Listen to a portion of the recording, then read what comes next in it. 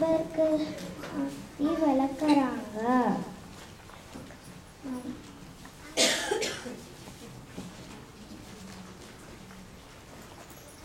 செல்லப்பிராணி கூட விளையாடுறாங்க.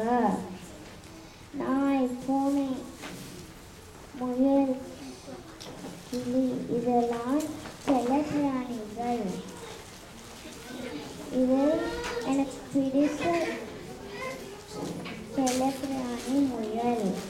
முயல் பற்றி ஒரு பாட்டு சொல்ல போறேன். வெள்ளை முயல் ஓடுது, வேகமாக ஓடுது. குள்ள முயல் ஓடுது, குதித்து குதித்து ஓடுது. நெட்டையான காதையை நீட்டி நீட்டி ஆட்டுது. குட்டையான வாழையை குறு குறு நாட்டுது. வணக்கம்.